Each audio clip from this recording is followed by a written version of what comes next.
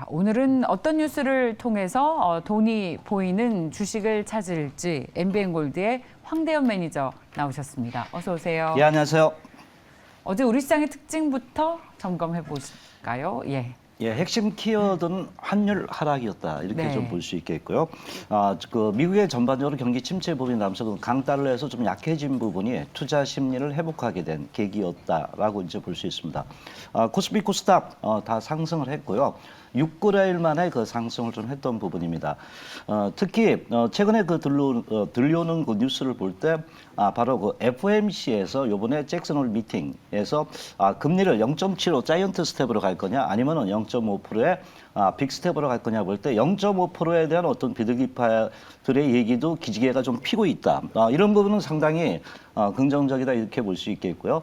외국인의 매매 패턴이 약간 변했다 이렇게 볼 수 있습니다. 왜냐하면 환율이 오르면은 예전에는 무조건 매도였습니다. 그런데 어제도 거래소를 갖다가 2,400 전체적으로 그 매수를 했던 이런 그 부분을 볼 때 상당히 그 외국인의 전체적으로 환율의 정점면에 대한 어떤 그 기대치가 상당히 좀 부각되고 있지 않나 봅니다. 어쨌든 이런 것을 종합해 볼 때 어제 환율 그 하락 부분과 더불어서 투자 심리가 상당히 회복됐다 이렇게 볼 수 있습니다. 네. 자, 특징 섹터는 뭡니까?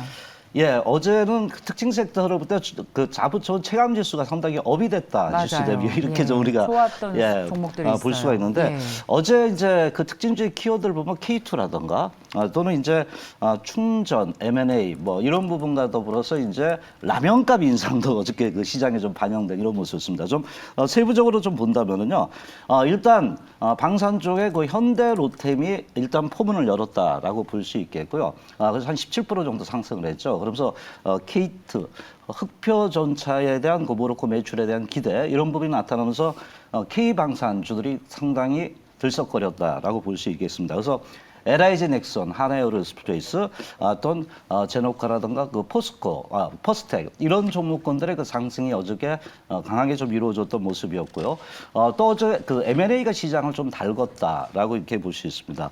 바로 SK네트워크스가 S트래픽을 인수한다는 이 부분에서 사업 부분을 분리하면서 인수하는 겁니다. 그래서 일대 주주로 가는 이런 부분이 나오면서 충전 그 관련주들의 주가들이 상당히 급등을 좀 한 이런 모습을 보이면서 이제 2차 전지 이후에 충전 부분이 상당히 부각이 된다는 것이 어저께 시장의 흐름에 좀 반영이 된 것으로 볼 수가 있겠습니다. 또한 신규 상장 종목에 어저께 그 최근에 그 보유예수 물량이라든가 이런 부분에서 조정을 주는데 성일하이텍의 주가가 어저께 아주 상당히 강하게 그 탄력을 주면서 폐배터리에 대한 기대 이런 부분이 있었고 라면값 인상 이 나왔습니다. 그래서 어제 농심이 한 6%대 이상, 삼양식품도 좀 따라가는 이러한 그 모습을 보였습니다. 마지막으로 이제 전체적으로 볼 때 그 갤럭시 Z 플립 4가 이제 그 예약이 좋다 이런 부분에서 힌지 관련주에 K치바텍, 파인테크닉스 이런 부분들이 한 6%대 상승을 하면서 전반적으로 어저께는 이러한 그 재료들이 주가에 그 반영되는 그 모습을 보면서 투자 심리가 상당히 업이 됐다라고 우리가 볼 수 있습니다. 일부 종목군들에 한해서는 신고가 기록하는 예. 네, 그런 종목들도 보이고요. 오늘은 어떨까요? 돈이 보이는 뉴스 소개해 주십시오. 일단 어제 6시에 그 뉴스가 좀 나왔습니다. 바로 테슬라, LG노텍이 빅딜 이런 그 뉴스가 좀 나왔는데 네. 상당히 그 우리가 LG노텍 하면은 그 애플 쪽에 이제 우리가 초점을 두는데 테슬라에서 1조 원의 그 빅딜을 했다는 것은 상당히 중요한 뉴스다 이렇게 좀 볼 수 있습니다. 그래서 특히 이제 그 매출의 그 원가 단위를 보니까 그 카메라 모듈 대비 전장용 카메라 부분은 가격대가 하이엔드입니다. 그래서 약간 2배 내지 3배 정도 이렇게 가격이 높아진 이런 부분이었고요. 또 테슬라 입장에서는 지금 그 미국에서 중국에 대한 견제가 굉장히 큽니다. 그러니까 공급 다변화 부분이 이제 좀 그 정책이 좀 나온 것 같습니다. 그래서 바로 LG노텍과 이런 그 매출 부분이 좀 일어났다 이렇게 그 보여지고 있고요. 특히 이제 그 내장 그 전체적으로 이제 그 전기 자율차가 갈수록 전장용 카메라 모듈 부분이 비싸지고 수가 많아진다 개수가 이런 부분이 좀 크게 부각된 모습이었습니다. 그래서 어저께 이런 뉴스를 볼 때 이제 애플가도 또 남아 있거든요. 그래서 이렇게 볼 때는 카메라 모듈 관련주들이 좀 주목을 받을 수 있는 부분이 아닌가 이렇게 볼 수 있겠고요.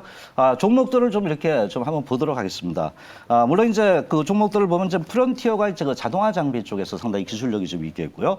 옵토론텍은 이미지 센서형이고요. 그리고 이제 거기서 MC넥스가 이제 초소형 카메라 모듈입니다. 아마 이 종목도 주목을 좀 받을 것으로 좀 예상이 되고요. 하이비전 시스템은 공정, 검사 이런 그 장비 쪽에서 자동화 장비 쪽에 기술력이 좀 있다라고 이제 우리가 접근을 좀 해볼 수 있겠고요. 또 이제 LG로텍은 떠오르는 게 자화전자입니다. 이런 손떨림 방지의 현재 기술력이 상당히 높다 이렇게 볼 수 있겠고요. 또한 파트런도 카메라 모듈의 안테나라든가 이런 전체적으로 핸드셋 업체에 납품을 하는 기업이다 이렇게 우리가 볼 수가 있겠습니다. 자, 이 중에서 한 종목을 좀 이제 골라보도록 하겠습니다. 일단 가장 핵심은 LG노텍입니다. 이 부분은 뭐 이제 대형주기 때문에 두고두고 계속 가져갈 수 있는 종목 중에 하나다 이렇게 보는데 여기서 한 종목을 말씀드리면은 일단 어제 이제 테슬라라는 것에 초점을 맞춘 게 아니라 카메라 모듈 쪽에 초점을 맞춘 겁니다. 그래서 제가 볼 때는 일단은 첫 번째 종목 중에 하나가 보면은 초소형 카메라 부분의 기술은 하이 비전 시스템을 좀 말씀을 좀 드리겠는데요.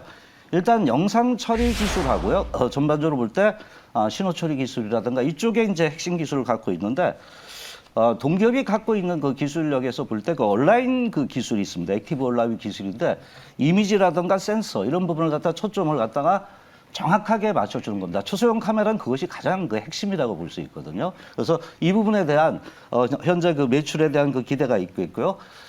또 이 기업이 이제 3D 센싱 모듈 부분에 카메라 모듈이 좀 뛰어났더라고요. 이건 바로 전체적으로 메타버스의 수혜 업종으로 좀 부각이 될 수 있다 이렇게 봅니다. 5년 연속 이 기업이 코스닥 라이징 스타 기업의 현재 선정이 된 거거든요. 기술력이 있다는 것을 인정받는 거고요. 최근에 자회사가 좀 현재 좀 부각이 되어 있습니다. 바로 프론티어라는 자회사가 있는데 이런 자율주행의 센싱 카메라 부분에서도 상당히 기술력이 있다 이런 얘기가 하고 있습니다. 그래서 이 부분에서 이제 에이다스 첨단 운전자 보조 시스템 부분에 상당한 기술력을 갖고 있다. 그래서 이 부분과 더불어서 삼성전기에 이제 테슬라 쪽에 공급은 좀 하고 있습니다. 그래서 전체적으로 기대 심리가 높겠고요. 자, 차트 흐름 한번 볼까요? 일단 하이비전 시스템의 가장 특징은 많이 빠졌습니다. 그래서 최근에 들어오면서 차트 흐름상 이제 이평들이 약간은 수렴되는 이러한 모습을 좀 보여주고 있고요. 특히 이제 주가의 흐름이 조금씩 옆으로 행보하고 있습니다. 자, 매매 전략 말씀을 드린다면요.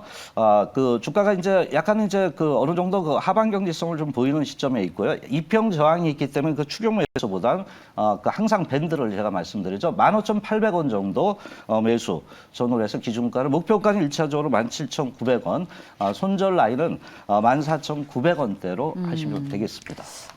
매니저님, 저희 방송 시청자분들이 엄청 열혈 팬들이셔서 네. 어제 내주부에 출연하셨습니까? 예, 그렇습니다. 거기에 나온 종목과 똑같다는 제보들이 나오고 있는데 하이비전 시스템이 네네. 이게 어떻게 된 겁니까? 제가 예. 일단 LG로텍을 좀 하려고 그랬어요. 근데 예. LG로텍이 예. 이거는 뭐 제가 누누이 말씀드린 거고 네. 하이비전 시스템 부분은 제가 이제 여러 가지 부분에서 이제 이런 카메라 모듈 부분에서 이제 MC넥스도 있어요. 근데 MC넥스는 여기서 이제 말씀을 좀 드릴 수가 없는 부분이 그래가지고 왜죠? 뭐 그런 게 있습니까? 네네. 그래서 일단은 하이비전 시스템을 좀 말씀을 드린 겁니다. 어제부터. 아이템이 겹친 거에 대한 설명이 필요하다. 어제 보신 분들은 지금 제 방 보는 줄 알았다. 이러세요. 어제보다는 약간 다른 각도로 말씀을 드렸는데 종목이 같다는 거죠. 그래요. 그거는 제가 유념해서 다음번에는 좀 버라이어티하게 말씀을 좀 드리도록 하겠습니다. 그럴 수 있습니다. 매니저님께서 하이비전 시스템이 너무 좋아서 또 강조를 한다. 우리 매니저님 늘 성실하게 준비를 해주시니까 그럴 일은 없다고 생각하고 단지 우리 시청자분들께서 제 방 보는 것 같다라고 말씀하셔서 여쭤봤습니다. 각인시키셔도 됩니다. 네. 자, 다음 뉴스 보겠습니다. 네. 두 번째 종목은 그 뉴스는 폐배터리입니다. 예. 그래서 폐배터리인데 어제 충전 관련 업종들이 굉장히 급등을 했잖아요. 그 앞으로도 이제 우리가 그 본원적인 전체적인 그럴 때 양극재, 음극재를 그 다음에는 아마 폐배터리 부분이 계속해서 좀 부각이 된다. 이렇게 좀 볼 수 있는데요. 특히 이제 어제 그 뉴스를 볼 때 지금 그 뉴스에 이런 부분이 나옵니다. 우리가 이제 중국에 너무 그 소재를 갖다가 폐배터리 소재를 갖다 의존하고 있는데 거의 80% 부분이 굉장히 많다는 얘기가 그 뉴스에 좀 있었던 부분이고요. 또 미국의 인플레이션 감축을 하면서 중국 견제가 들어갔던 부분이어서 중국어 쓰지 말라는 얘기거든요, 강물을. 그래서 이 부분에서 이제 국내 기업들이 상당히 발등에 불이 떨어졌다라고 이제 볼 수 있겠고요. 그래서 오늘 볼 때 우리가 이제 수세나 리튬 같은 경우도 중국에서 한 80% 이상을 수입을 하고 있습니다. 그래서 이 부분에 이제 기업들의 어떤 대체적인 방안이 나와야 된다는 뉴스입니다. 그래서 첫 번째는 자체 조달하든지 자체 개발하자. 두 번째는 리사이클링하자. 폐배터리 좀 활용하자는 부분에서 얘기가 나오고 있습니다. 그래서 지금 그 뭐 전체적으로 볼 때 이제 그 포스코 케미칼도 인조 흑연 시장에 하면서 뛰어들면서 새롭게 만드는 이런 부분이 좀 부각되고 있거든요. 그래서 현 시점에 이제 기업들도 굉장히 고민입니다. 지금 미국 이런 인플레이션 법안 때문에 여러 가지 고민을 좀 하고 있는데 특히 이제 아까도 말씀드렸던 부분에서 그 자체 개발은 지금은 당장은 힘듭니다. 그래서 그러면 폐배터리라도 활용하자는 쪽에 그 기업들이 나타나면서 빅3들이 이제 어떤 이 부분에서 리사이클링 쪽에 계속 주목을 한다는 뉴스 제목이다 이렇게 좀 볼 수가 있겠습니다. 그래서 이 부분에서 이제 우리나라도 그 폐배터리에 대한 기대치가 계속적으로 좀 높아질 수 있다고 보는데 종목들을 좀 볼까요? 과거 한번 말씀드렸던 송일하이텍 같은 경우가 신규 상장 종목인데도 불구하고 지금 상당히 탄력이 좋은 이런 모습을 보이고 있죠. 리튬과 코발트 쪽에 추출을 하는 리사이클링 업체이라 볼 수 있겠고요. 또 최근에 상장된 세비캠도 좋습니다. 그래서 폐전지 재활용 쪽이라 이렇게 볼 수 있겠고요. 영하테크도 전력 변환선 부분의 기술력 부분이 좀 부각이 될 수 있습니다. 그래서 그 외에 MPC라든가 웰크론한테 또 하나기술 이런 종목군들의 종목군들이 이제 폐배터리 부분에서 어떤 기술력을 좀 갖고 있다 이렇게 좀 보는데. 자, 이 종목도 이제 하나 말씀을 좀 드리겠습니다. 바로 하나기술입니다.